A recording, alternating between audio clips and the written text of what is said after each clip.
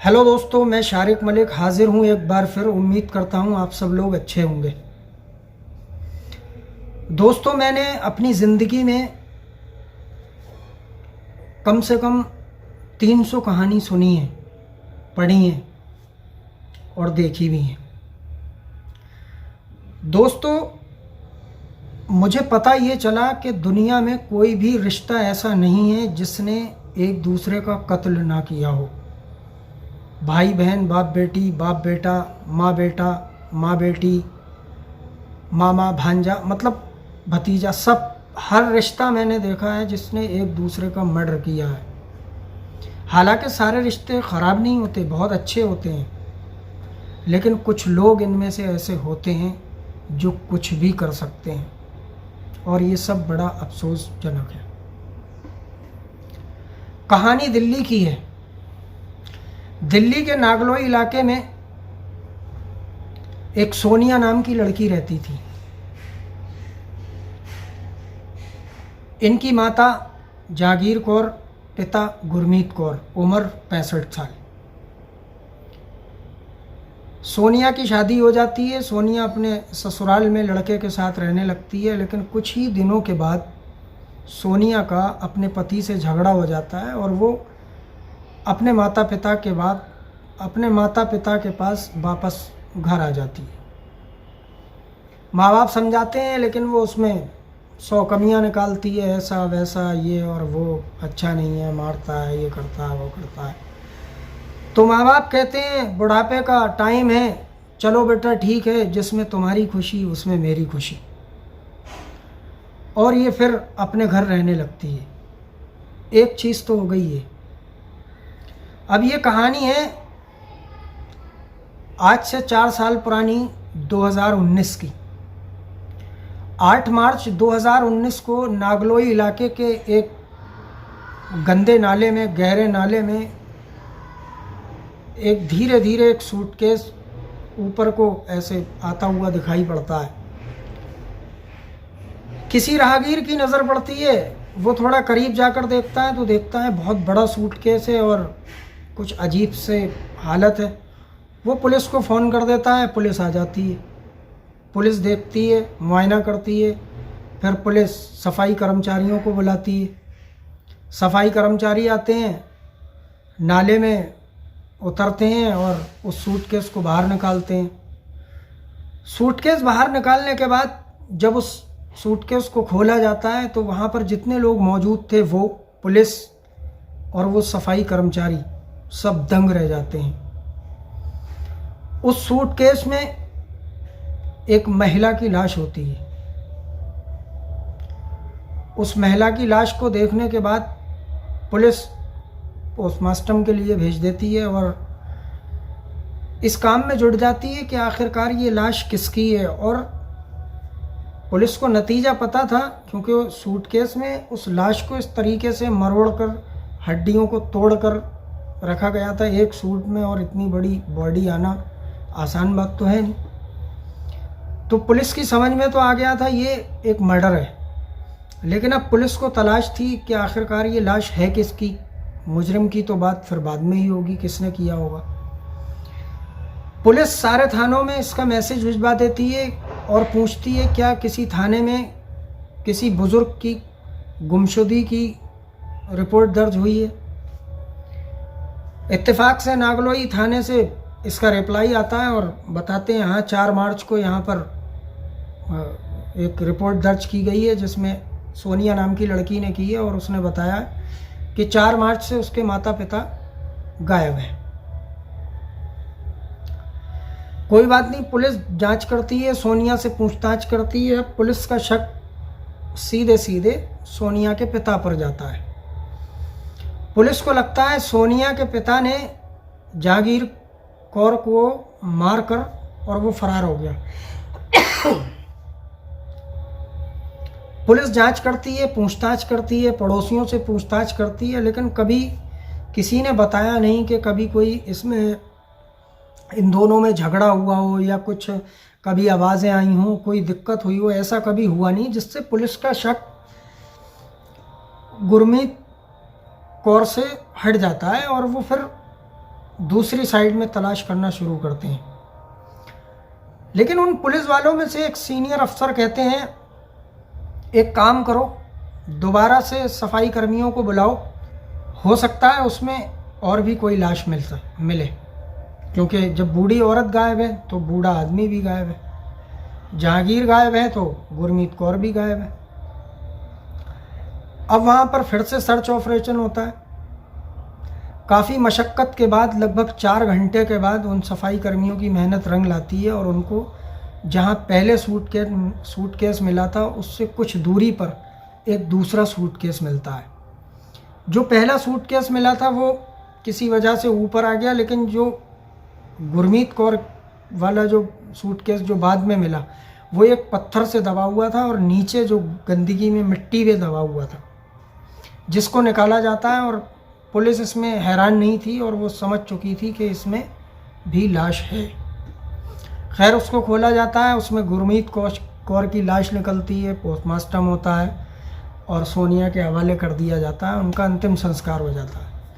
अब दोनों लाशें जो है बरामद हो गई, लाशों की शनाख्त हो गई जहांगीर कौर और गुरमीत कौर के तौर पर। और इधर सोनिया की हालत ख़राब, एक माँ बाप की मौत, और वो भी इस तरीके से नाले में। तो पुलिस भी ज़्यादा पूछताछ कर नहीं पा रही थी। पड़ोसियों से पूछताछ होती है, रिश्तेदार इनके अंतिम संस्कार में आते हैं, उनसे पूछताछ होती है। पड़ोसियों ने बताया, हमने 20 और 21 फरवरी को आखिरी बार इन दोनों को देखा था। फिर किसी एक जानकार अधिकारी की नज़र उस रिपोर्ट पर पड़ी जो सोनिया ने दर्ज कराई थी। उसमें 4 मार्च की बात लिखी थी कि 4 मार्च से उसके माता पिता गायब हैं। लेकिन इधर जब पुलिस ने पूछताछ की थी तो पड़ोसियों ने बताया था, हमने 20 और 21 फरवरी को आखिरी बार इन दोनों को देखा था। अब ये बड़ी अजीब बात, उन्होंने कहा 20-21 फरवरी को उन्होंने आखिरी बार देखा था, तो फिर सोनिया ने 4 मार्च को रिपोर्ट दर्ज क्यों करवाई? फिर और पूछताछ करती है पुलिस पड़ोसियों से, तो फिर बताते हैं कि नहीं, पिता को 20-21 मार्च के बाद कभी नहीं देखा और माता को 1 मार्च के बाद कभी नहीं देखा। अब जब पुलिस पूरी जांच निकालती है तो पता चलता है 20 तारीख को इसकी माता जहांगीर कौर पंजाब अपने किसी रिश्तेदार के घर पर गई थी और वो 1 मार्च को वापस आई, लेकिन फिर उसके बाद वो दिखी नहीं। तो ये मामला अलग हुआ, पुलिस का दिमाग यहीं से घूमा। पुलिस ने सोनिया को फिर उठाया और पुलिस ने अच्छे से पूछताछ की। इधर उसके बॉयफ्रेंड प्रिंस को भी उठाया। क्यों? क्योंकि पड़ोसियों से पता चल चुका था कि इसकी शादी हुई थी और ऐसा ऐसा हुआ था और प्रिंस उसका बॉयफ्रेंड है। उसको उठाया, उससे पूछताछ की, उसकी कॉल डिटेल निकाली, कॉल लोकेशन, उसके फ़ोन की लोकेशन निकाली। तो उसकी लोकेशन 20 फरवरी की रात और 21 फरवरी का दिन होने वाला था। उस रात में उसके घर पर, सोनिया के घर पर, प्रिंस की लोकेशन मिलती है। और 1 मार्च के बाद रात में 2 मार्च का दिन निकलने वाला था, उस रात में भी प्रिंस की लोकेशन वहाँ की सोनिया के घर की निकलती है। फिर पुलिस अपने अंदाज में उनसे पूछताछ करती है और प्रिंस टूट जाता है और फिर वो कहानी सुनाता है। इधर सोनिया काफ़ी घुमाने की कोशिश करती है, फिर प्रिंस को और सोनिया को आमने सामने बिठाया जाता है और एक दूसरे की जब बात बताई जाती है तो दोनों फिर बताने लगते हैं। हुआ ये था, शादी करने के बाद उसका झगड़ा हुआ अपने पति से और वो फिर अपने घर वापस आ जाती है। घर वापस आने के बाद उसके दिमाग में एक ही बात चलती है कि मुझे प्रिंस के साथ रहना है और उससे शादी करनी है। अब इसके लिए मुझे पैसा चाहिए, मुझे प्रॉपर्टी चाहिए, मुझे दौलत चाहिए। गुरमीत सिंह के पास अच्छी प्रॉपर्टी थी, घर था, सब कुछ था, लेकिन सोनिया को पता था जब तक ये मरेंगे नहीं तब तक ये दौलत मुझे मिलेगी नहीं, इसलिए इनको मरना होगा।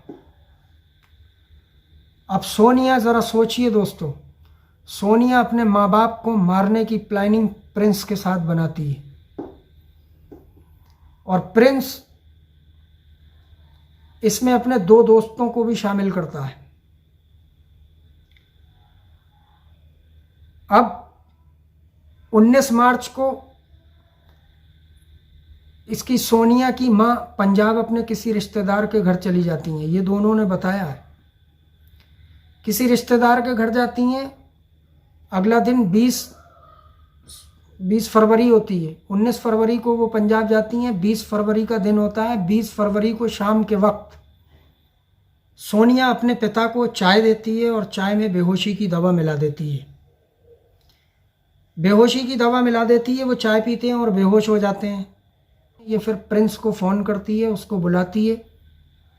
वो अपने 2 दोस्तों के साथ आता है और इनकी गला घोंटकर हत्या कर देता है। ये 4 लोग उसमें शामिल होते हैं, एक प्रिंस, 2 उसके दोस्त और एक सोनिया।